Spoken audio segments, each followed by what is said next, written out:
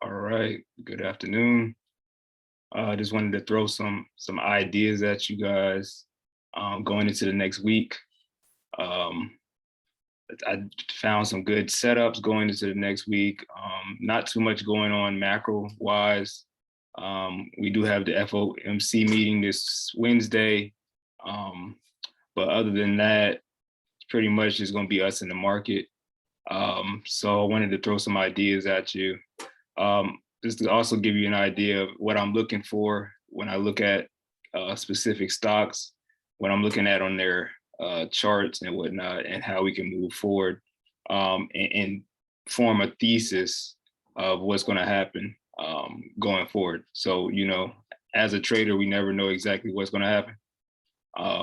But, we're able to form a opinion off of what we see on our charts, maybe what's going on fundamentally or economically to, hopefully be on the right side of things and make some money. So let's look at SPY first. Of course, we always want to start with the overall market just to get an idea of what happened and what can happen. So if we finish off on Friday, we had a pretty much a drop in the morning. We had that big sell off the day before right here. And that next morning, we kind of just continued that sell off. We had a bounce that morning. As you can see, we got away from that 8 at the end of that day on Thursday. Came very oversold. So it was kind of expected for us to come back up at least to this 453 level and then see what the market was going to do. Because as you can see, we went back up, touched the 8. If I zoom in here, and we kind of continued down for the most part, trending down. So sorry for all these lines, but of course, as you can see on the side here, these are all my support and resistance lines. We trade SPY, and I'm looking at SPY pretty much throughout the whole day. So it's good to have these levels in mind of where there may be some profit taken or where some buyers may step up. So let's look at here. As you can see, we pretty much, trended down from majority of the day. We did have some pops, but not much. We are on a 2-minute chart. So this is, a smaller scale of things. But, as traders, we can make money no matter the scale if you're getting a good entry and exit. So as we see here, trended down, we got to this 449 level. Okay. And all of a sudden something just changed. And we started, bouncing up. So all that says is, during this time, no one was really willing to buy. Of course, we still had some crossover where we get over the 8, couldn't hold it. We reject levels, come back down. But ultimately here, we finally got a bounce off this 449 level and we started to trend upwards. Still, throughout the day wouldn't have been the easiest trade. Now, of course, if you would have focused in here, once we made that low, we did come and give us a nice bullish engulfing candle, which overlapped this previous red candle. So that could be a sign of a reversal right there. So that could be, maybe an early entry, but of course you still want to get above this 20. We finally get above this 20. And as you can see, we continued up. We hit this 450, 86 level, rejected, but at the same time, maintain the trend. So, at that point, if somebody got in here, at that point, you're still, for the most part, making some money. As long as you're not in, 0 days, that's really just kicking in with the theta. But, let's say you went out a couple of days or so, you should, you would be profitable as we're grinding up here. And as long as this 20 starts to hold, we're still good to hold this trade because as you can see, we're starting to point up. Like you said, we did get rejected here. So if you were scalping, you could have took a nice little scalp here and then just got out, but at the same time, you have to be disciplined enough to say, all right, I'm in here on this reversal candle. Maybe your stop loss is a new low of the day. And then other than that, you could enjoy this move back up and say, okay, let's see what happens at the resistance area. You get this resistance and then you take your money and go. or you could see what happens and just have a trailing stop loss, maybe around this level, around this 450 level, and just see what happens. But as you can see, we started to trend up. And then we went around this 452.77 level, and pretty much, tried it once, rejected, came back down, still was holding the 8, so we're still good, and we're above the 200, which was great. Then we tried it again, rejected, pushed back down. Now we're breaking the 20. 200 held up for a minute. Now we're coming up here a third time to try it. Okay, so that shows you, that's a level of interest that SPY was trying to break out of. But at the same time, we can see 3 rejections, right? Actually 4, because we went up here again and rejected. So couldn't get through, and now we get a big, bearish engulfing candle that takes over this green candle, and that ensues a sell-off, because now we're breaking the 20, we're breaking below the 8, and whatever else that we're doing, we're starting to break below the 200. VWAP's next, and as you can see, we start to trend down. So that's another scalp, right? Scalp opportunity. These other times it tried, it couldn't break this 452 level and higher, but at the same time, the 200 was still holding it up.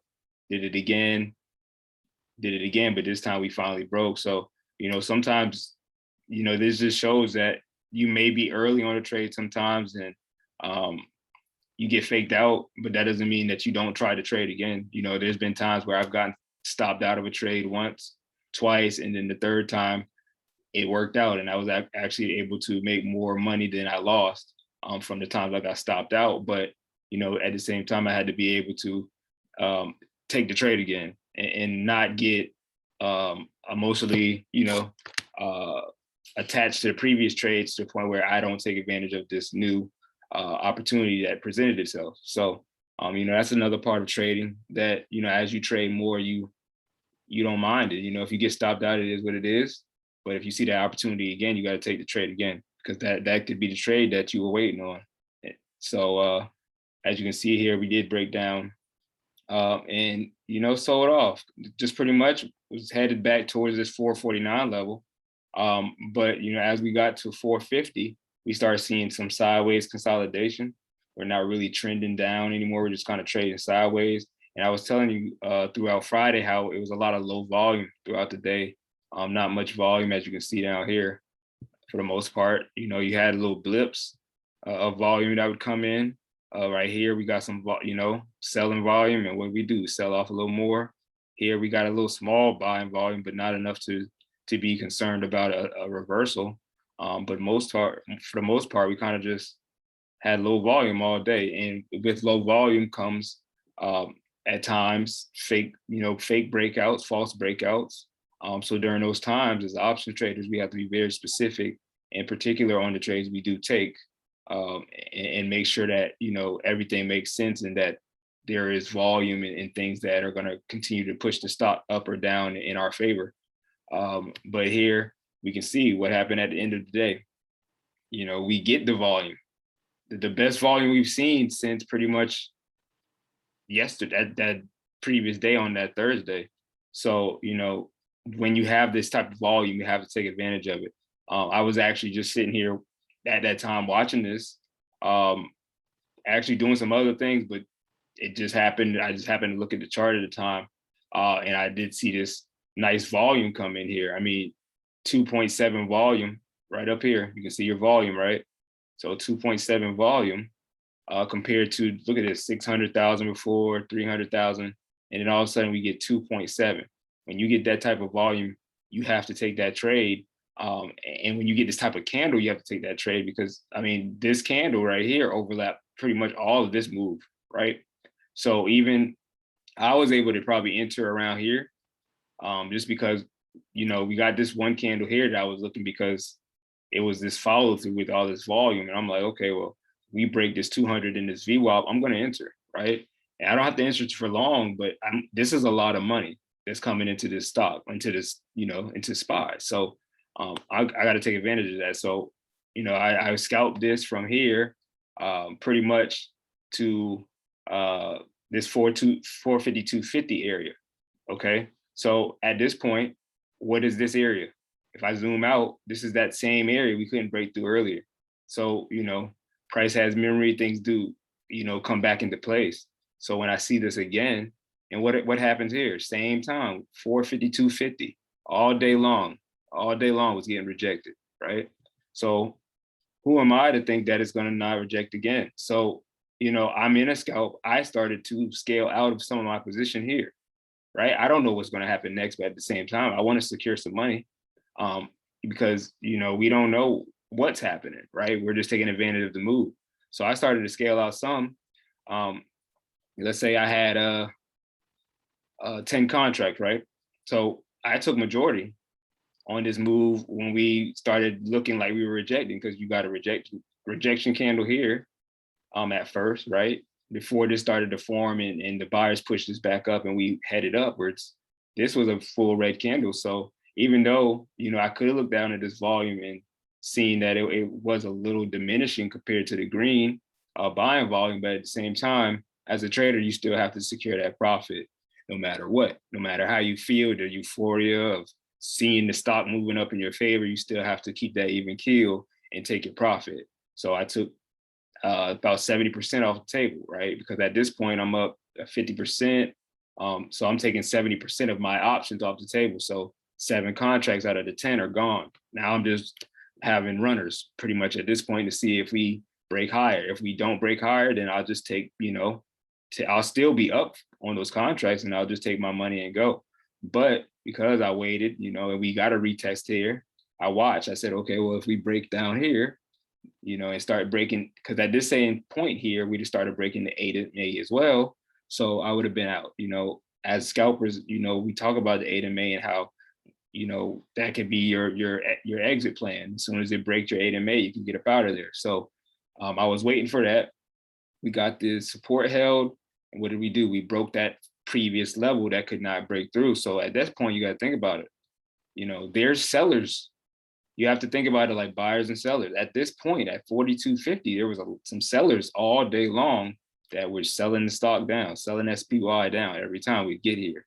Now we're breaking through. So now those sellers are in trouble if they didn't get out yet. Okay, so that's how you want to think about buying and selling, especially on the selling side, because when somebody is short something, at some point, we're not talking puts, we're talking about shorting a stock. At some point, they have to buy that stock back. Okay, so you got to think about that. 42.50, maybe there's somebody short there. Now they're in trouble because we're breaking through that level. So they're going to have to buy the stock back at some point. So that's how squeezes can happen. What happened, a couple weeks back with, a lot of SPY people being in hedges and 400 puts and 420s and 410s. When that market started to turn around and break higher than people expected, they had to cover. So that ensued into that big squeeze that we had. And now where are we back at? 452, 453 area, just like that. Doesn't happen all the time like that, but know that, that is what happens when you're short for too long. So going forward in this trade, of course, you can see we did end up pretty much stopping right here at this resistance and closing there. So going forward for the next day, that's into tomorrow and into the next week, these are the levels that we're going to really need to pay attention to. Now, this is on a 2-minute chart, so it's not going to tell us much about, the move going forward for the next week or next couple of days or whatever. This is an intraday. This is just for, what happened during that Friday. Okay, so I need to go and zoom out, go on bigger time frames to see what can happen going forward. So that's when we go to our daily charts. And other time frames, weeklies, 4 hours, dailies, or whatnot. So here I am on the daily chart. As you can see, we're still on that trajectory, holding that 8 for the most part. Now, if you look here, if I zoom in, of course, we had, it's 462, and then we started to kind of turn downwards. But I mean, at the same time, we were so far from that 8. Sometimes you got to get back to that 8. You can't stay away from it too long, and these candles were at that point too far away. So of course, we're going to have 2 days of pullback, right? The market doesn't go straight up, market does not go straight down. We're going to have times where we move up, and then we're going to have times where we consolidate. And when I say consolidate, just kind of trade sideways and then make another move, okay? So we also have to remind ourselves of that when there's a day where the market's just not moving much, and we're thinking, oh no, I need to get out my calls or my puts. At that point, if you have time on your side and you have a plan or whatnot, then you'll be okay, because you'll know it's just a period of consolidation, right? So not every day is going to be a point where we can just have 100%, 200% scalps to the upside or downside, because, on this day, a lot of people make great money on puts, right? Because of this big breakdown, right? We went from pretty much 458 to a low of 451. That's 70 points on SPY, or in a day. So you're going to be able to make a lot of money on that. But on days where we just have a inside day, and this is something else we're going to start to discuss, is inside days where you have a candle, and I know it's hard to see because of all my support and resistance lines, but this red candle is inside the previous day's candle, right? We got this big red candle here, and then we got this small body that's inside that. Of course, you can go and say, oh, well, the wick's below it. Yeah, but the wick doesn't show you where it opened or closes at. The wick's just telling you to lower the highs. So we can see that, yeah, the wick did go down here to that 449 level, right? But at the end of the day, the buyers closed it back, and now we're back above 453, and we're right where our 8 MA is. So for the bulls, you would hope that now we hold this level of 453, and we get back above our 8 MA, which we're pretty much right here. I mean, you can't get much closer, and then we head back up, okay? And if we do break the previous high here from Friday of that 453.46, then we can start to, hope that we can go and touch this high back here of, what's this, 458, okay? So that should be a target. And then we break 458, we go back up here into these 460s and 462s, and then we start trending back up, right? Because the market, we can go up and then come down some and then go up higher, right? Higher highs, higher lows, okay? So here we are, you got this nice, to me, this is a bullish, even though it's a red candle, it's still bullish to me. Let's see, because it just, of what happened and transpired that day, that was a great push at the end of the day by the bulls. So I want to see some continuation going into the week. Now, another thing that can happen if we do not hold this 453 level is we can go back and retest the 450-449 level. Now, still, if we do that, we could still be in a bullish trend, because right here, when we had this previous breakout where we went up and then we traded sideways, consolidation right here, 1, 2, 3, then we went higher. In this level here, what was pretty much holding us up here was this 450 level, 448.49 here. But I would like for this 449 level for the most part to hold, because if it doesn't, then we probably fall back to this 200 MA, right? And we all know about the 200 MA by now, right? That's the queen of everything, so we'll know if we're gonna hold this uptrend, what we're gonna truly do here at this 444, okay? So we're going from possibly going upside 453 to 458, or we can go downside and break the lows of 449 from Friday. And at that point, we could play some downside to the, excuse me, to the puts. We'll play downside on puts for this level of 444 and then see what happens there, right? Because the same thing happened here. It was up, came back down. Where did we sit? Right on 200 MA, held it, went up higher. Here, now our first test is the 8 MA. If that doesn't hold, then boom. Next we'd hope is the 200 MA to hold, right? If we get this low of this candle from the previous Friday. So all I'm doing right now is giving, if this happens, then what? If this happens, then what? If, right? That's all we can do when it comes to, playing options and trading. If X happens, then Y happens, right? Or if X happens to the downside, then Y happens, and we play it accordingly. So yeah, you got this, 444 level, below 449 is where I would be targeting. Below 444, then we're getting the 439s and pretty much are going to be probably headed back lower. and then retesting these lows. So we do not want that to happen, right? We do not want to get below 444, and especially don't want to get below 439, because then we're going to start trending back down. But that's SPY right now. So, you know, that's our plan for this week, the things to look for. And then we plan accordingly. You know, we have our calls if X happens and we go up, or we got our puts if X happens and we go down. Okay, so that's SPY. I do have some other ones I wanted to look at. Let's see.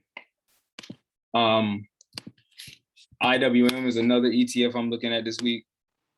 You know, this is for the small caps, you know, the AMCs of the world. And, you know, but at the same time, there's a lot of money that can be made. You know, I joke about, you know, AMC and stuff a lot, but, you know, you can make a lot of money if you know when to play them. So, you know, looking at this IWM right now, which is the Russell, and, you know, if you don't know what stock holdings are in these ETFs, you know, that's something to Google and research, and have a list, right? Create you a watch list and have all these stocks that's under these specific ETFs. So you'll know if that ETF is showing weakness, you'll know which stocks to look at. Or if you see that ETF showing strength, you know which stocks to look at, okay? So here we are.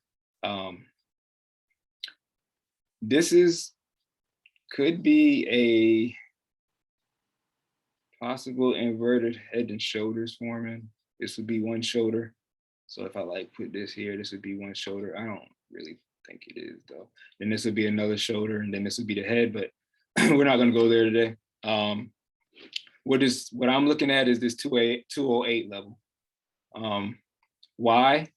Because if I zoom out here, remember we're on a daily chart, okay? So we wanna see the overall momentum of the stock. We want to see where it's going, where it came from, so we have an idea of, you know, what's going to happen next. Okay, so as we can see here, I have this level here drawn. I'm going to delete this level. So right now it just looks like nothing, right? Now, if I go and I zoom out, there's something going on around here. Every time it comes to this 208 level, if I zoom in here, look at these wicks. 208, around 207 here, 208, 208 again.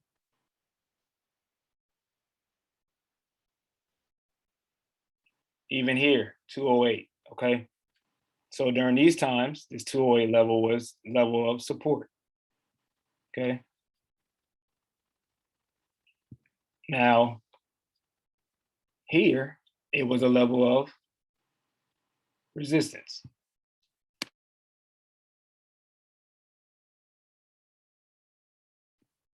Sorry about that. All right, so remember, these levels are always in play.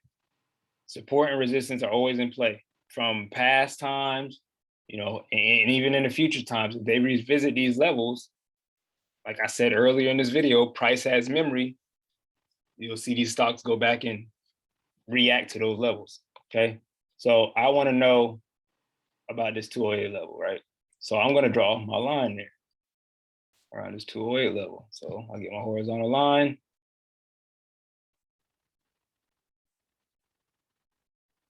All right.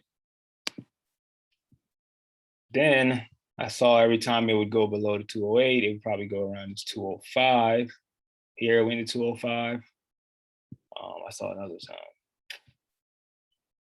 Well, we won't even worry about the 208, 205. 208 is the most important. So now, sorry about that. So now we have, you know, we're over this 207 level, want to get over this 208. And if we do, what do we have? We have room to 212, pretty much. How do I know that? If I look here, we held 208. What was the high here, up here, if we look up here? 212 area. Again, if I go here to this candle, pretty much our low was 207.88. Where's the high? 212. Okay. That's fine. I can find more. here we are, 208. When we got up there, we went to a high of 213. Still roughly around that same area. Here, you know, of course, you're gonna have some days where they excel, right? They have big bullish days or great volume days like this did. You'll go higher than that 212. But for the most part, we know, and we can see that 208 to 212 move, you know, happens pretty much the same day. Okay. And as a scalper day trader, that's an opportunity, because that means those stocks that are in that ETF are going to move out pretty nice on that day, right? So, you know, if IWM in a day moves up $4, you know, that's a 2% move pretty much. Okay. So for a 2% move in an ETF, maybe 10%, you know, depending on the mood, the holding of that stock. If it's AMC or something, it may be a 10% move in a day. And we know those premiums can pay if we're on the right side of things. But what we need to see first is that breakout of IWM. So when we see this breakout of IWM above 208 and it holds, then we know, all right, I need to be looking at, you know, whatever ticker you trade that's in that Russell ETF, because you're seeing bullish momentum in the ETF. That's showing good strength. That stock's probably going to move in that favor as well, if it's not already doing that. So, you know, that's the way you want to look at these ETFs as well. So, you know, we went over SPY, you know what stocks are going to be in SPY. And it's just the overall market anyway. IWM, you know what stocks are going to be in there. So, you know, if IWM looks strong, you know what stocks to look at. If IWM looks weak, you know what stocks to look at. Right. Okay. Another one I have for us to discuss was Jets. So anyways, IWM over 208, look for a move to 212. And you know, that would probably be where I would start taking some profit, because as you can see, you know, we could go higher, but we got to get over that level first. Because let's see. But what I will say is when it does get to this 208 level, it can make some moves, as we can see. When it breaks these 208 levels, it can go up to this 212, retest this 208 level, then boom, went up high. Now we're at 226. Same thing happened here. You know, 208 level, held, boom. Now we're up here, 232. 208 level, 224. So that 208 level is a pretty, you know, important level if we can get back above it. And at the same time, you know, we might be early on a nice run. So maybe some swings would be there would be opportunity for swings too. Just because you can see the type of move that happens after we get over 208, we move up to 220 usually every time pretty fast. Now, of course, right here, we still got to get above this 200 MA to get to 220, because that'd be a hard task to get through. But still, the 200 MA is in until 217. So, you know, there's some room. There's some room for this to move. This doesn't mean it's going to happen in a day, but, you know, when you're thinking about giving yourself time and, you know, something that's not as stressful as of a trade, you know, and you can let it do its thing, you know, and just set your stop losses in place and say, okay, well, you know, as long as it holds this 208 level, whenever you get in, you're good. You know, you got room to 217. That stock you might be trading might, you know, go up substantially, and you can make some good money. You know, so this is what you want to look at when you're looking at setups and what can happen going forward into that week. You want to look at, okay, where is this stock trading at? You know, where's the next resistance or support? Am I buying at resistance? Am I buying at support? You know, what happens if it breaks? What happens if it doesn't break? You know, have all these planned out, so when it does happen, you're able to execute and not think. Okay. Next ETF I did want to discuss is Jets. I'm kind of bullish on travel stocks going into the summer. I mean, of course, you should know why. I mean, vacations, everybody, you know, planning vacations, you know, kids out of school, things like that. So, you know, there's a lot going on in the summer, but and these stocks usually thrive, right? Now, of course, we still got other macroeconomic issues, you know, like with gas and stuff that could change that for the most part. But as of right now, I'm liking what I'm seeing because I started to see heavy flow coming into airlines. Heavy, we discussed this last week when I started opening up that Delta swing. And speaking of that, one second.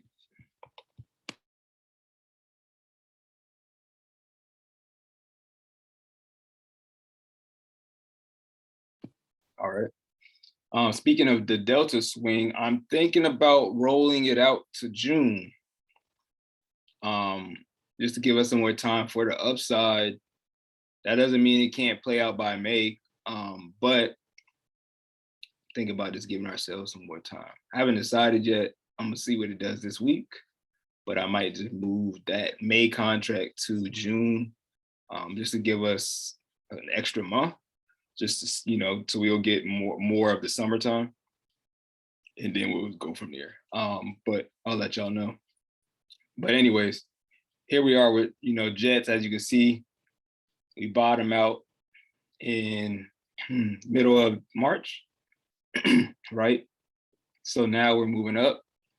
Now what are we doing? We're above our 8 MA, okay? Which is good. That's the first good thing, right? Now we're still under this 200 MA, which we got to get back above for this trend to really solidify. Because as you can see here, we got to move up, try to break it, failed, try to break it, failed, try to break it, failed.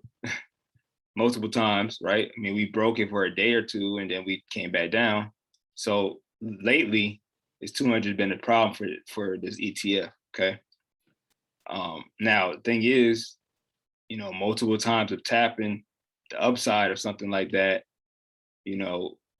one day we're going to break out. So hopefully this is the time, right? 1, 2, multiple failed breakouts.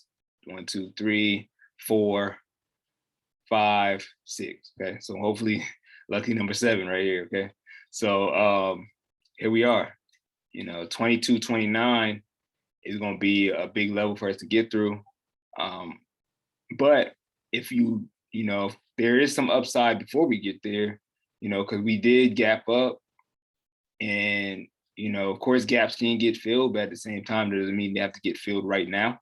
So, and at the same time, we're pretty much flagging. If I go to, let's see, if I can find a nice flag. I think I was on the 15 when I saw that flag. Yeah, look at this. And this is, why you do different time frames, because you didn't see this on the daily chart. I mean, you could have seen a little bit of it because you got the gap up and then you got this just kind of consolidating in between these two levels, which I have drawn. If I zoom in here, it's pretty much 21, like 60 and 21.92, pretty much just trading in there, right?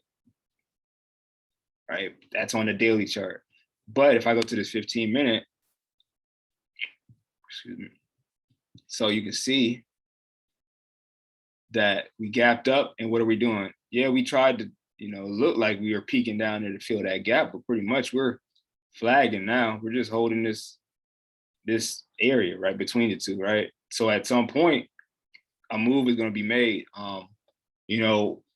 When stocks start to consolidate and they call it, squeeze like that, where they're just kind of small moves, a breakout or a breakdown is going to happen. A big move is about to happen soon. Okay, so hopefully, this is to the upside. I'm thinking it's to the upside just because I saw the flow. There's a lot of call flow that was coming in. Delta, United Airlines, a lot of airline flow, and you don't see that. I saw it in early, like the end of last year. They was coming for like June calls, and now they're coming forward again. And there's times where I see these calls and I'm like, what? And then maybe months later, I'm looking and like these calls are up 200%, 300%. I'm like, man, if I had just been patient and just sat in those calls, it would have been easy money. So, these are these type of plays where the setup is showing itself. It's just we got to be patient. And if it works out in our favor, we'll be rewarded for it. And if it doesn't, well, that's why we have stop losses, and that's why we don't go all in on one position. You know, that's why we scale in and out of positions for swings. You know, these things are important because that's how it helps us risk manage, right? But when these plans do work out in our favor, we are rewarded for it. And then, you know, now we've turned $100 into 200, 300, right? And that's how we build. So, you know, this is a great consolidation period. It's been doing this since the 29th. So I'm expecting, you know, a breakout to happen soon. And when we do break above this 2206 level, I mean, we're going to 23 pretty easy. Why? Because if I go to my daily chart, you know, every time we come around this area here, what do? I can go back in the past. Every time we go here, boom, the low was 2183. We went up, broke that level. Where we go? We went up here to 23.47. Here again, 23. Here from the lows of 22. Where we go? Here, 24. But you can see the moves, right? We don't have to catch the whole move. We just got to catch the right move. Just, you know, boom. Right? Trending up, boom. Started trending back down, we don't touch it. Trend back up, back above the 8 MA, boom. Right? So here we are again. We get above this, you know, get above. I really want to get above this 22.29 just because that's that 200. Then we definitely going to 23 easily. After that, we got 23.50. So these are the levels you want to look for, you know, if you want to trade the ETF. I don't trade ETFs that much. Of course, we trade SPY, but not, you know, a Jets ETF where it's just airlines and stuff like that, because we can just go and play, you know, Delta and get a larger move. You know, for this stock, I mean, for this, it might be only up 1% that day, but you know, if we go and play the airlines that day, the airlines may be up 6-7%. You know, so those options are going to look a little different, right? So, you know, this is what I'm looking at, you know, and this is how you come up with your thesis. You go to these different time frames. What does it look like on the daily? Okay, what's it look like on the weekly? Well, it looks like a nice reversal on the weekly. Right here, boom, this is the third week. Starting to have a strong uptrend. Got above the 20, already above the 8. Now we on the weekly, we go to 23, right? So if we get a nice another week, then by the end of next week, we should be at 23, possibly, right? But you still want to give yourself time. And this is why you look at these bigger time frames to see how long you may need, right? So, you know, this is Jets, right? ETF. I'm not really going to trade this, but it gives me good ideas for things such as one of my favorite stocks for this week, BA. Okay. BA is in that ETF, right? So it's going to move with that ETF. However, when BA moves, it moves a lot, you know, a lot larger, bigger move. So those contracts move a lot different. And if you ever played BA or with me, or, you know, whatever, you know, those BA contracts can move when BA does have a strong move up. So, you know, right now, if I'm looking at my daily chart for BA, what do I see? Well, here we are multiple times here. What level are we at? If I go and zoom out, price has memory.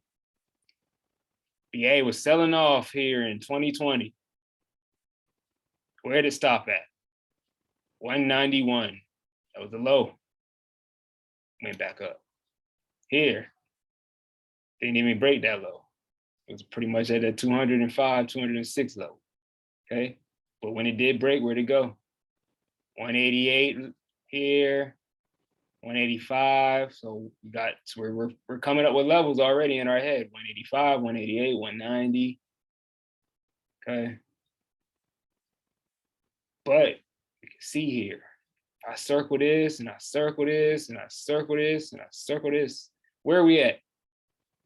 Same area, right? So if this thing starts to trend back up, here we went from 188 to about high of 212. And now we're here, 185, went to a high of 208, back down here, 183 was the low, we went to a high of 190. And then the next candle, we went from 190 to 200. And then we went on a nice run for the next couple of days and went as high as 220. So, I mean, we're seeing 30-point moves, 20-point moves, 15-point moves in a week. Okay, so now what are we doing with BA? We made this nice move up. Now we're just kind of trending sideways, AKA consolidating. Same thing we saw with that Jets ETF. It was just candles kind of next to each other, right? And see, on the Jets ETF, when we went to that 15-minute, we had that nice bull flag. It was starting to flag. It had the gap up and kind of just consolidating sideways. Boeing, not so much, right? And that just shows you that they're not going to be identical, okay? But what I can see is if we can break this, and this is on a 15-minute right now, we break this 190 level, we got room up, right? Now, I want to go to the daily chart because I'm thinking about a swing and I'm thinking about the upside potential of this. So I'm not even gonna worry about that 15-minute. I want to see what, the daily chart looks like. So here we are. Multiple times, look at these wicks. These wicks tell you what's going on. There's something pushing this down here. So that's a level we need to know. So every time it looks like we get up to this 197 area, 196, 197 area, we've been getting rejected. We'll start low of 190, 191 area. And what do? We go up to 197 and reject. Now, we're still holding this 8MA, good sign, right? This was a red candle, yes. But at the same time, they tried to take it lower. It was guarded and we pushed back up. So even though it's a red candle, you can look at that as a hammer and that could potentially be that's showing you the strength of the bulls to push this back up, and we'll see what happens the next day. But like I was saying, that Jets ETF looks like it's about to break out, okay? Now, BA did have some negative news, a couple, maybe a month ago now, with the crash, but sadly, I mean, BA never moves really too much off of bad news. Like BA is just one of those stocks where people are when things are going down in the market, BA doesn't fall that much because people trust BA and they put a lot of money into BA. BA at one point was we go back, $443 stock in 2019. So, we're at 190 now, found the bottom at 167. Now we're here holding our 8MA. So what am I looking at? Okay. So our 8MA is at 190.40. I want to give us a little more downside just in case. So this low right here of what's this low? 188.78. If I was to take a trade going into this week, I would not want to break that low. Because if we break that low, then now we got more room to 185, which is our 20MA. I don't want that. I want us to continue this 8MA grind like we're looking at right here, because if we can do that, we can start moving up. And by the time everybody starts to see what's going on with BA, we'll be pretty much far in the money and we'll be able to, decide what we want to do. That's the best case scenario. And that's what I think can happen if we get in. So what I'm looking at is we got a close of 190.76 here. Yeah. So if we can break over that 192 level, 192.62, first area of interest would be 190. I'd say probably 197. We get over 197. We're gonna break 200 and we're gonna go straight to 206 easily. Okay, so over 197 is gonna break and we're going to 206. Okay, and over 206, we got room to 220, 218. I think over 206 is 212, 215, 218, 220.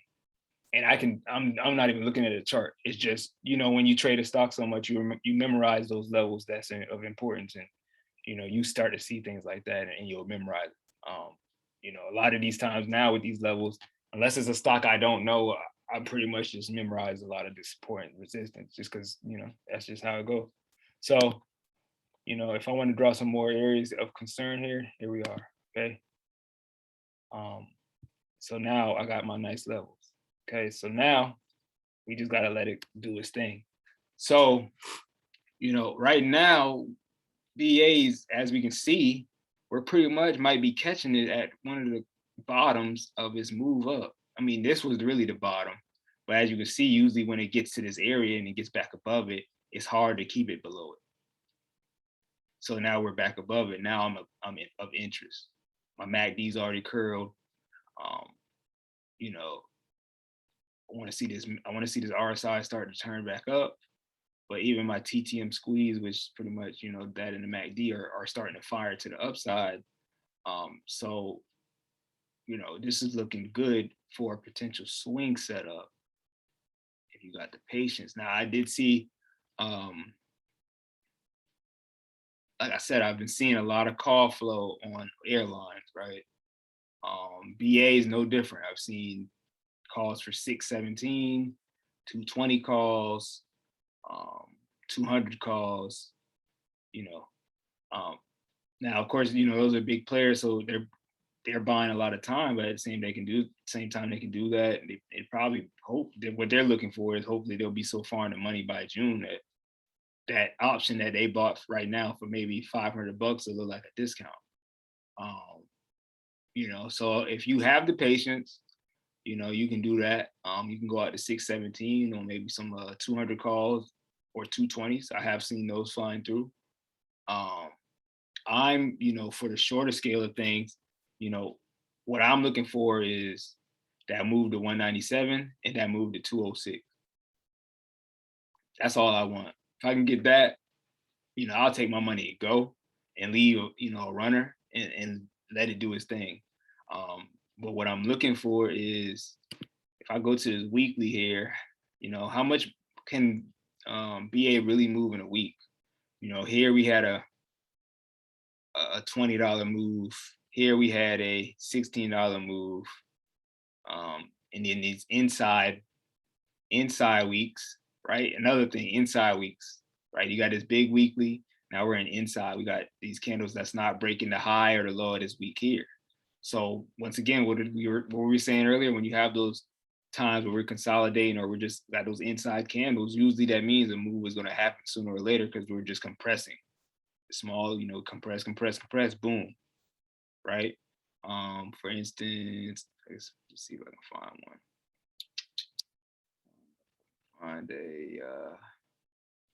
Want to find a good one. I guess this is kind of one for the bearish side. You got these inside candles. Look at this little small body. This body's, you know, all right, but it's still within this one. Small body. Then what? We finally get that move down. So it was inside, then outside, down.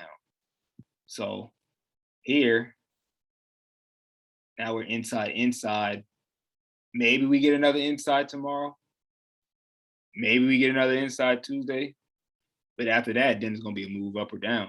And, you know, I'm leaning more upwards than downwards just because of the flow. I could be wrong, but, you know, that's why we have stop losses and stuff in place. Because if we're wrong, we're wrong. If we're right, we're going to be really right. So, and it's going to you know, the risk to reward is there. So, you know, if I'm looking at BA making, like I was saying, on an average, on a good move up, it makes a $10 to $16 move, $20 maybe on the best. Then I want to give myself maybe 2 weeks, 3 weeks. And if it makes that move up from here of $10, $20, and I got a $200 call, that I think those $200 calls right now, let's go look. And this is another thing we can go look at. Go look at BA. I wanted to get to April 14th. I go look at this $200 calls. You got open interest there, 5,000 already. Somebody on Friday opened up, or multiple people. That's a volume of 1,000. So there's 1,000 new contracts for these 200s for April 14th have popped up. Not bad pricing, right? So, this is something I'm interested in. Not a bad price. We get 2 weeks, and all we need is that one big move up. In a week, like I was saying, we get 2 weeks, and in one good week, BA usually moves up $10. So if we get that one move, and we get a continuation to, 206, we'll be in the money, right? So this is how I'm planning. That's how you plan your swings. You got to see, okay, how long would it take for this stock to really move, 10 points? It's not going to just happen in a day. It could, but usually it's not. It's going to take, maybe 4 points today. Then the next day it might only go up 1 point. And then the next day it may only go up another 1 point. And then the next day it goes up another 4. Now we're up 10 points. But it might not all happen in one day. So this is interesting to me. And obviously some other people like it. These are interesting to me. A lot of people knows. And this is for April. If we wanted to go out a little further, want to look at the May 200s, are 9 right now. Oops, that do it? Okay. No, they're 6 something right now. 4,000 open. There's just not that much. Not that much. Now the 195s got a lot of open interest in volume. New volume came in. 220s look good too. You want to go to May? Those 220s look good for $2 right now. Like I was saying, if we break over that over this 192, and we get a 197, go to 206. After 206, 212 was pretty light, and then after that, you're at 218, 220. So you could be in the money and still have a couple weeks left. So it's it's a couple ways to play. Of course, this is far out the money, so it's going to take some more time, and you're going to have to be on the right side of things. Now, if we make a big move up in a couple of days, these are going to print some good money, and then you can sell on that strong day and wait maybe for a day where it pulls back to re-enter, right? And that's how you could say, okay, I'm out the money. Let's say that out the money turns into $2 or 4. So now you're up 100%. You take your money. Let's say BA does have a pullback, you might be able to get in that same contract for way cheaper, and you'll still be able to play the upside if it comes. Or you got the June 17th, and these are just all about people's risk, because of course the shorter we go, shorter term, theta and all that's going to come into play more. So we're not going to be able to just hold and hold and hold. But if you have that appetite, you can do that. But if you want to buy some time, man, I mean, there's a lot of open interest in this. 200 call for June.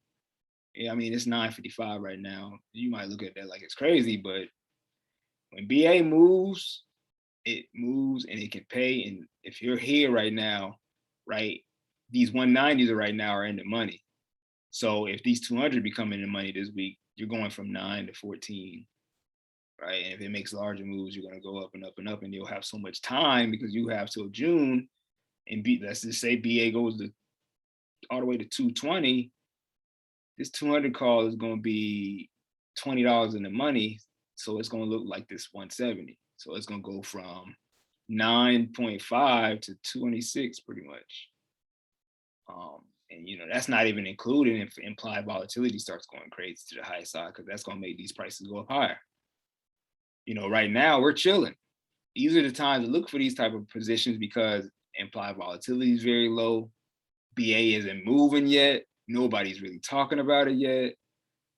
This is how the big players get ahead. When everybody's worried about the day-to-day movement, these people are just sitting in these calls and having months to just relax. And then when that option works in their favor, they're up 200, 300%. They're able to leave. If it doesn't work, they cut it for 30%, 40% maybe, and they move on to the next trade because they know they're still making more than they're probably losing because of that long way of thinking. So, there's multiple ways to play this, but this should be on everybody's watch list for that break. So let's go back to the chart.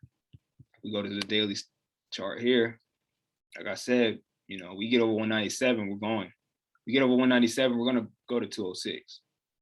Okay, so you can either wait for that, or you can try to get in a little early and say, okay, well, I'm going to get in, and hopefully, it does break that. Because if you do get in earlier, then your premiums probably, by the time it gets to 197, if this contract that we get here would be probably already doubled, right?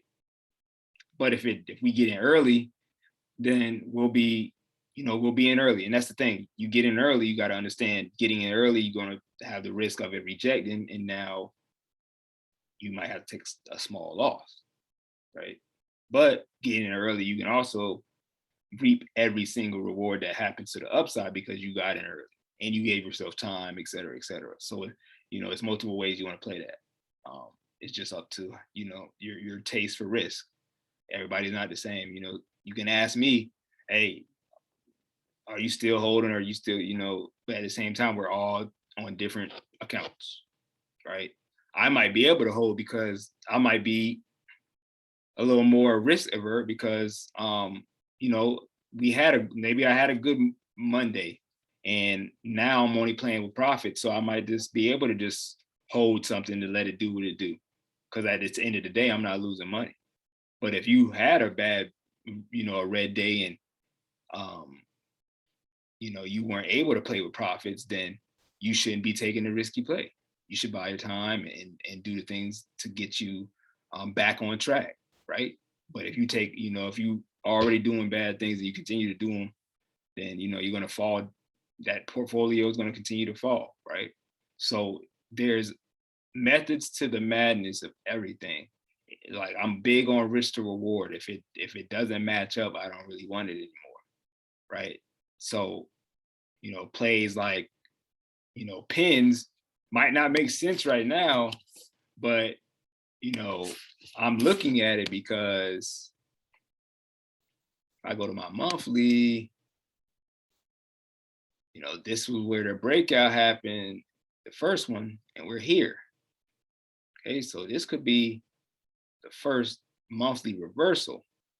And, I don't advise anyone to do this, until you really understand swing trading and the parameters and everything. But I have a thesis behind, Pinterest right now. You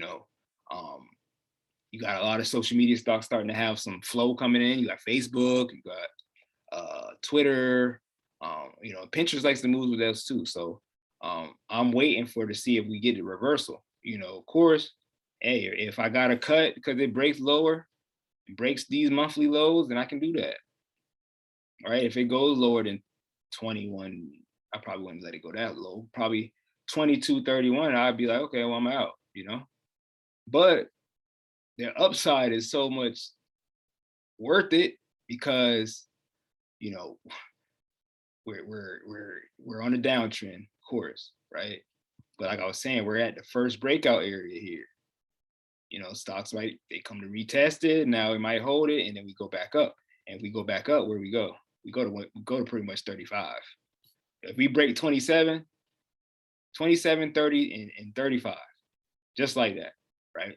And that can happen quickly. All you need is good news, and the contracts are cheap. And these are the things that you want to try to take advantage of when you can see them. And when you see these things happen before, you say, okay, these contracts are cheap, nobody's paying attention to them, implied volatility is low, but I'm looking at this monthly reversal that possibly could happen. And I could be, contracts could start making money really quickly. And then, those contracts will look like a deal, big deal. So, this is not something you just go crazy in and just, put your whole portfolio in, but we have 3 months for this stock to decide for us, right? So if it does continue lower, then like I said, I'll cut it. I'll just move on. part of the game. But if I'm right, then and that reversal happens and we get back to this 8, you see what this 8 MA is? Right up here. If I go back, if we reverse back and at least get to the 8 MA, we're at 34.72. That is a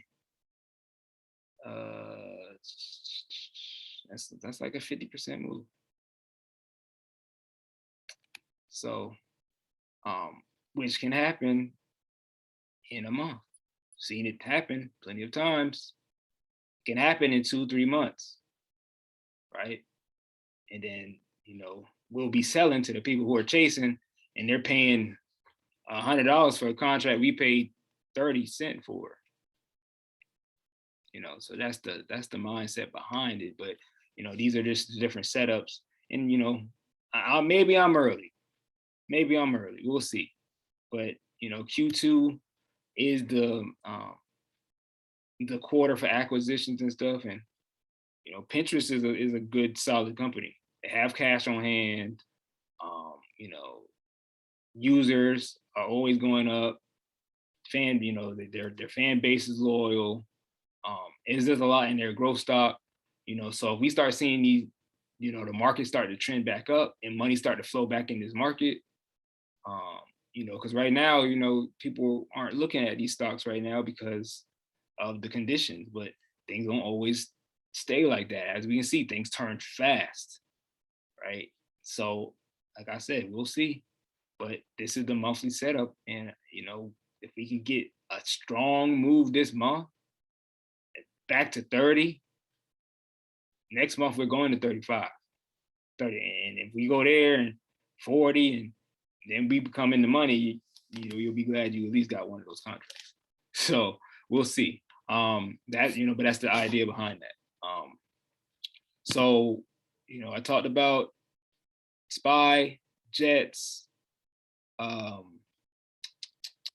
SPY, Jets, BA, HD.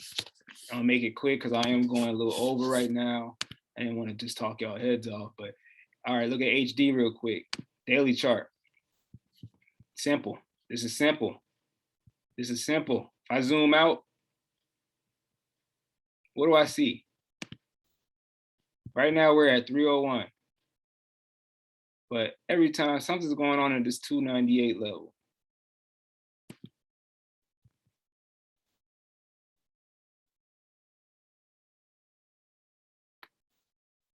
Right here. Support, held it up. Support, held it up. What are we doing again? Holding it up. Okay, so we got two options here. We're holding it up, one. Inside candle, two.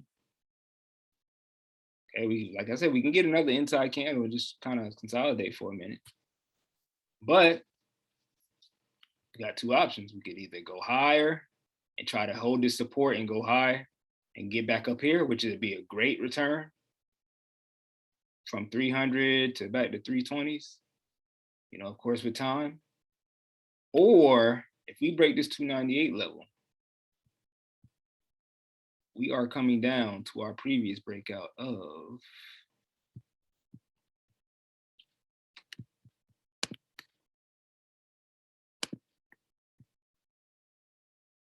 293. Why do I know that? Because in the past, that was resistance. Boom, 293. Couldn't get through it. 293, 293. Remember, at some points, these are resistance. And what you want for a breakout is at one point that resistance becomes support. We breaking that.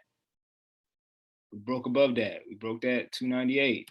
298 became support. So now 298 can either hold up and we can take calls above 303.37 back to hopefully 310 at this 8 MA. I'd say probably higher here, 308. So yeah, 303.37 to 308. For a nice swing potentially to the upside. If we hold here, we could go back. We'd have to get above this 8 and this 20, but we can get back up to 320, you know, at some point in the next couple of weeks. But if we don't and we break lower, then you know your next support is 293. And that's coming. If it breaks 298, you're going to 293, and then there you take your money and you go about your business, or you see if it breaks lower. You ideally for the bulls, they would want it to hold, because what you want is a breakout and then a retest and then hold and then go back up. But if it doesn't, you take full advantage of this downside, because if it does, you got some downside to about over time, over the next couple of weeks, you got time to, move to, what's that? 263 over time. Okay, so that might be a week or so. Let me see how many weeks that takes. That would potentially take, how much did it take to get there? 1, 2, 3 weeks.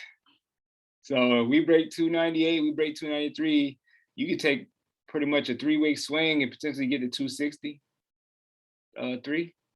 That's how you want to think about it. That's how you want to think about, how much time you want to give it, things like that. Because I wouldn't just buy a weekly contract, say, oh, we're going to 260 today. That's not happening. Of course, that might happen on some earnings drops and stuff like that, but on the usual, that's not happening. And they're just going to collect your money doing that. So you got to buy time. Trust the plan, buy time. If you're wrong, move on. Next trade. If you're right, amazing. Take your money. Now you got profit. Only play with the profit. Keywords, only play with your profit. If you make good money Monday and you hit over your goal Tuesday, you should not be, by the end of the week, back down for the week. There's no way that should happen. You should only be playing with profit by then. If you don't have profit, find you a good trade. Don't go into the one that might be a weekly. Don't go into the one that might be next week. Go give yourself some time, get your money back in a good fashion, not revenge trading, and then move forward. Trading is not just a one-way street. There's so many different avenues. You got the risk management, not using your full portfolio on a play. Like 10%, you should be only using 10%. Right? So you got risk management, you got emotional management, because you got to control your emotions up or down. We get high when we're up, we're just so excited and just thinking about all the possibilities. And then, when you're down, you sick and sad.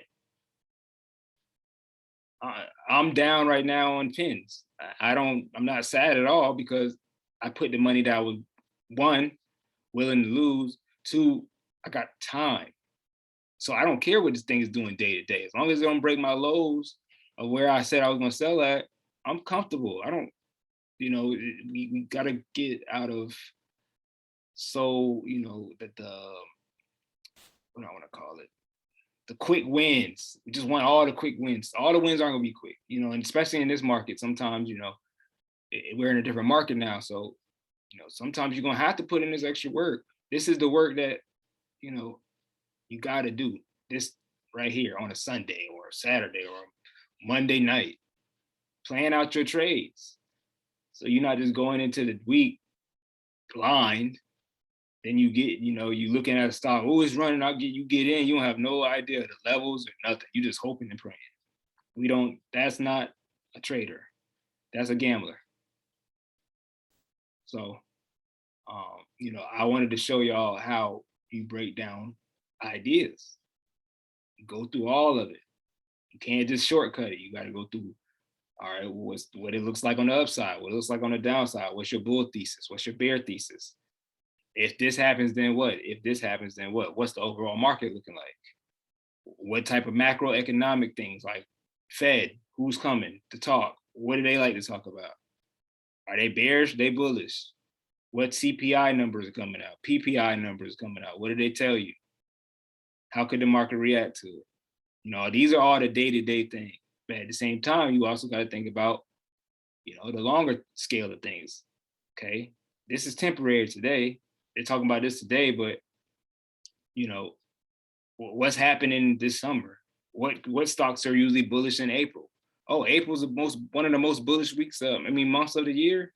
Oh, Okay, well, let me not go too bearish until I get signs, until SPY breaks lower or whatever, then I'll switch my thesis.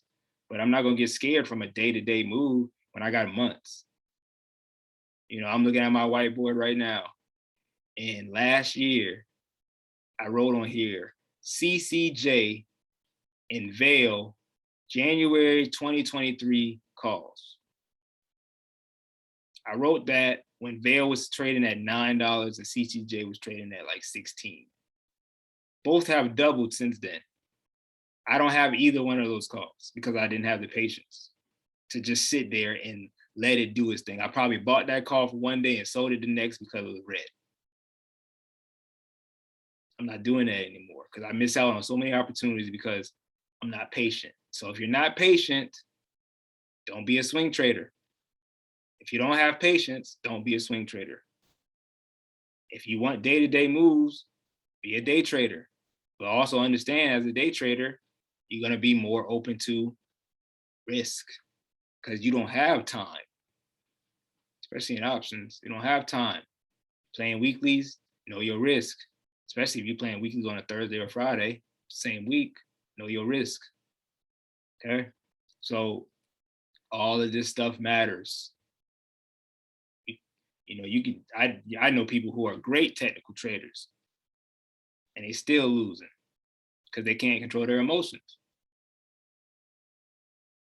Right. I know people who, they get a couple good wins and then they skip all the analysis of everything because they feel like they just got overconfident. And, it's happened to me.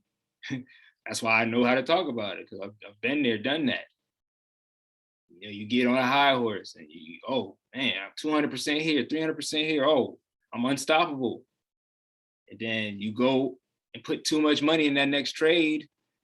And guess what that next trade does? Wipe you out because you weren't playing it the right way. You got too, too overzealous. You went too much in. You didn't practice good risk management. You let one bad trade take you out when you just made 5 good ones. So now those 5 good ones don't matter because you're only as good as your next trade, right? So these are the things you want to talk about, think about as well.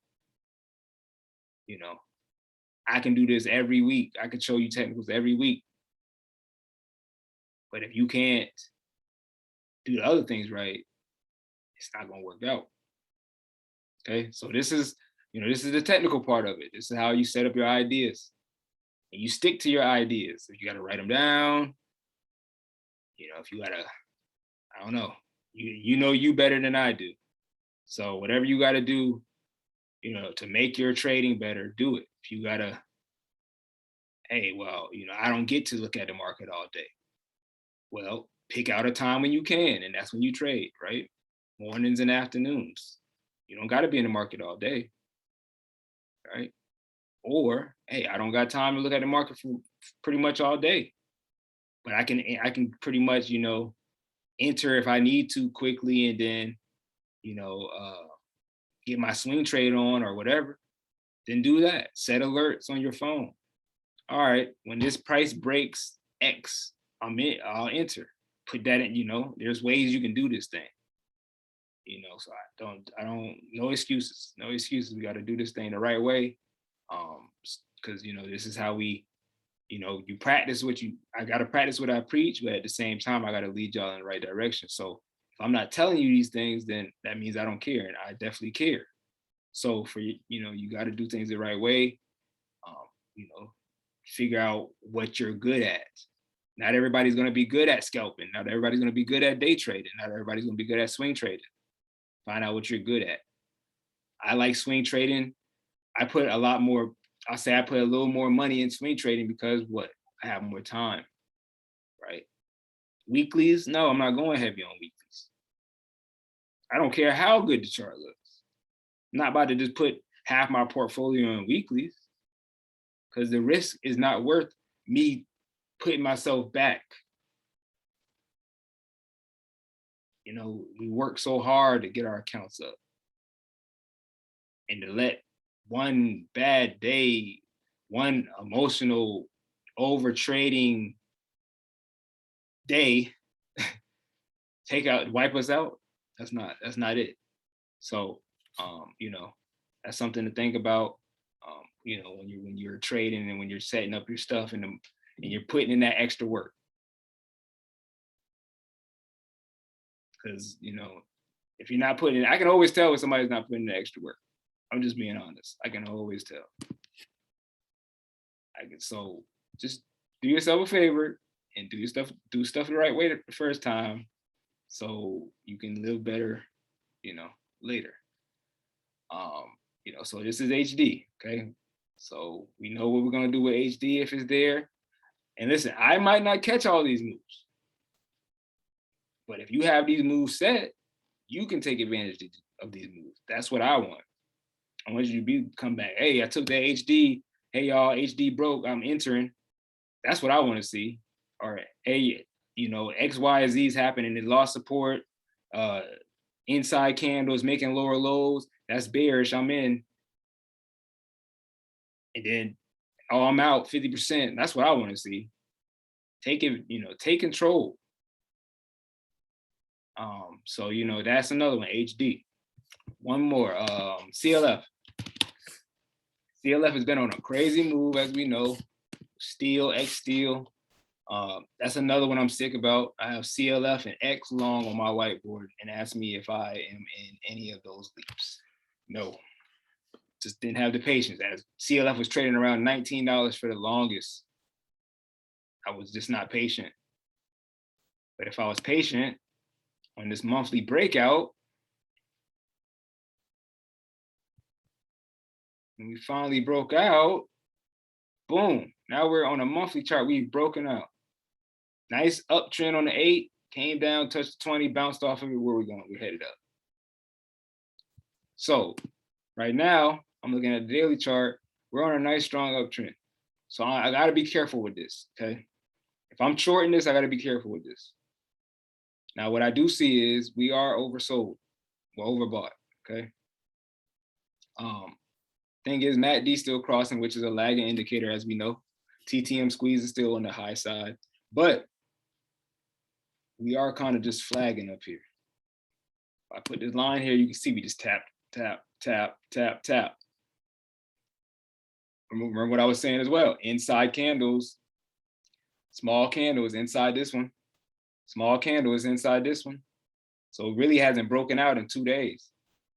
When that move happens, it's going to happen one way or another. We're going up or down. So we're going to either go up 33 if we go up. So what I would do is really, you play this daily candle here. 33.25 was your high. If it breaks that, it's probably going to break this 33.34 too. Actually, let's see. Yeah, I would just wait for this 33.34 to break, to go high. I mean, to go to the upside. If that breaks, you go up. If that breaks, we're going higher. And you probably can play a 34C or 35C. I'll probably give yourself like a week or two. All right, so that's that. Now, downside. If we do go low and break this 31.31 level, we can go down to this 30 level. Why do I know this level to be a nice support level? Because it did it right here. Came down, touched this level. So if we short right here at the bottom of this daily candle, that's our entry at the bottom of this daily candle, because we're in an inside candle, so we know a move's going to happen soon. And if it breaks, boom, that's our first target right there. That's 30. At 30, 30.24. That should be your first target. If it breaks that and keeps going down, got room pretty much probably to this 20 at 28.60, which would be a magnificent move, because that would be the move. That would be the breakout. We touched here, couldn't break, went back down, went back up here. What did we do? We finally broke. So this is a breakout area. So if we come here, you got 30.24, you got 28.60, and then maximum, what I'm thinking is 27.32. Those are your 3 targets. Okay, so that's how you think of it. You know, this is kind of a neutral candle, not telling me much. But, you know, what I do know about CLF is, um, and this could be different than this time. You know, there's a lot more macroeconomic stuff that's going on that's pushing this up. You know, the steel trade, but CLF does like to give up gains at some point. Not just saying it's going to tank all the way back down, but I wouldn't mind a retest of this breakout area of 27 at some point. So, you know, even if we're looking at the weekly, you know, this past week really didn't do nothing for CLF. It just kind of trend, you know, consolidated, big move up, consolidation between 30 and 32.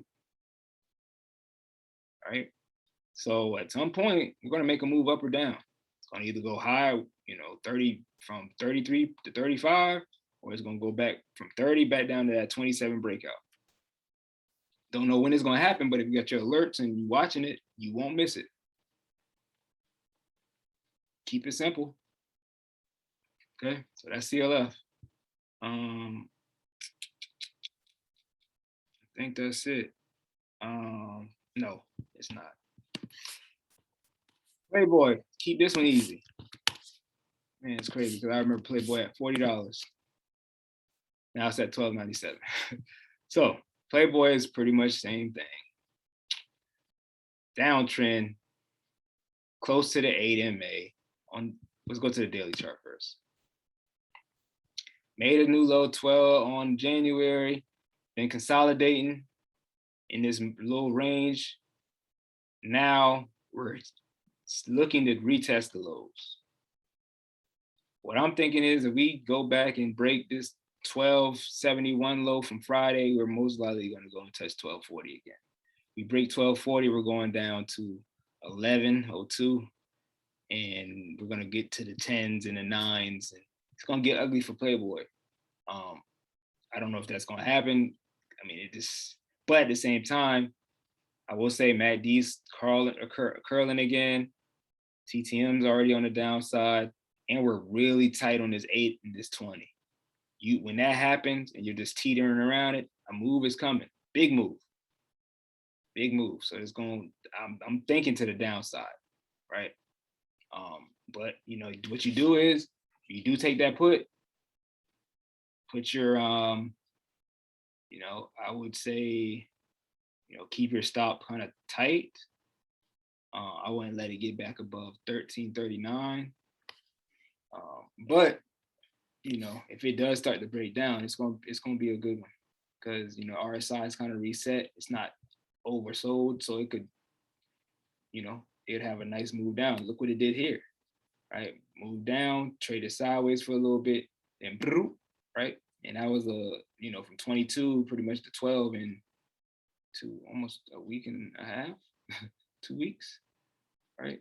So that's a big move. That's almost a 40% drop. If this was to do that again, you're at $8. Am I doing that right? Yeah, let's just say we're at 13 right now. We're doing a 40% drop. But we'll say like $7 or $8. And that would be below the IPO price. So that just shows you, you know, as for long-term investors, you know, getting in every IPO isn't it, right? Because people got in this IPO. I mean, they made great money last year. And if they didn't get out here from 9 to 63 and take their money of being up 7 times, they're right back down there, you know. That's why it's always important to take some profit, no matter what, no matter how bullish you are. So that's Playboy. Last one is Neo. I like Neo. Why do I like Neo? So many reasons. One, Tesla had their expectations for deliveries come out yesterday. It exceeded expectations. XPEL had their deliveries come out last week. They exceeded expectations. So that's just showing you EVs are still around. They're still holding on. They're not losing supply, things like that. So that's good for EVs overall. Okay. Tesla and XPEL help Neo. even though they're competitors right now, the EV space as a whole is just, hey, we need to win, right? So they're just holding on to whoever can help them win. Another thing that helps NEO, China is, during right now they're on lockdown, but with that, the economy usually, we saw, they're going to do quantitative easing right now. They're not tightening like the US is trying to do with rate hikes and stuff. China's pretty much doing the opposite. So right now, China stocks are starting to look slightly bullish. Of course, you still got the risk of China just changing their stance and doing something different. But as of right now, China stocks are slightly looking more bullish than US stocks. So,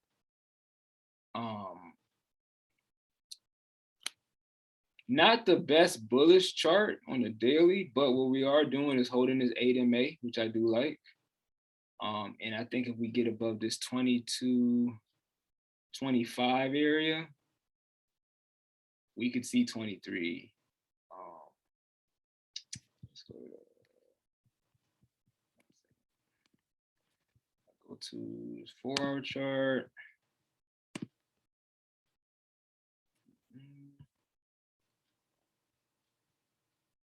So now this could be an inverted head and shoulders. This would be a shoulder. This would be the head, and this would be the shoulder. It's around the same area. It came down to this 19 level, and here it came down to the 18, kind of. So what I would really like is when we break this 26 level, it's gonna move to 30. But for now, I like a move because if you look here on this 4-hour chart, we're pretty much just basing, right?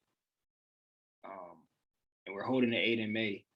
So this was the previous candle. If we get above that high, which is 21.95, this right here, 21.95, you pretty much got room to 23. Yeah, you do.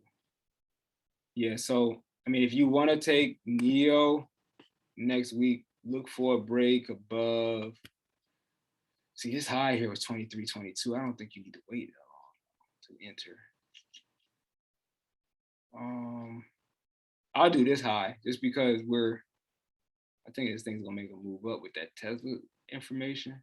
We'll see, but this is a rare case. If you see it move over 22.25, you can take that trade for a move to 23. So I'll get a 23C. There's nothing wrong with getting time because, like I said, if this thing starts to move up and you got time, maybe a week or two out, you could really enjoy that move up because we do got a gap right here from 26 to 27. It's from 26.51 to 27.32. You got a gap, but that's we're not there yet. But NEO over 22.25, you can get a 23C. I do like that. What I would do is, watch FXI is the China ETF, or KWEB, KWEB. Watch to see what they do in the pre-market. But if they're bullish, watch for NEO tomorrow because of Tesla. It's gonna be it could be some momentum. Other than that, I think we went over pretty much some good stuff today. We went over SPY, IWM, HD, Jets, BA, CLF, Playboy, NEO. That's a lot. So that's about 6 or 7 different ideas. All you need is one, right? So focus on one you really like. Set it up to the point where when it happens, you can enter, and you already got the game plan. Look at this video over and over again if you need to. Keep it for your files. But this is how you want to go about, the next week. How you want to follow into the next week. I like to look at a lot of flow, see what calls are coming in. How do I know that a lot of call flow is coming in for the airlines? Is because I saw it. It came in on the bots, and I saw it over and over. It wasn't just one. I saw like 10 orders of Delta. I saw couple orders of United Airlines. I saw a couple orders of BA, right? Just like we saw a couple orders of Twitter. And you know, and what happened the next day? It took off, and I don't think it's done.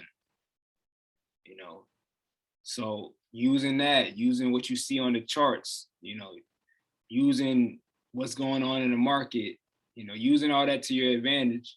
This is how you plan your trades, you know. Now, of course, this market turns around and goes super bearish. Half of these calls aren't going to work. But, you know, if they do, if it does go continue and push bullish, we already know where to look. We'll know where to enter. We know how, and we'll make some good money. And even if that the move, I mean, you know, the market is bullish, and we see some weakness in these put plays that, you know, we've discussed, we're still going to take those as well, because if a market's going up and that stock's going down, that's showing that that stock is very weak. So you want to take advantage of that weakness, right? Just like on Friday, the market was trending down, and I was telling you to watch the stocks that are still green for the day, because you're going to see more momentum in those when this market turns around.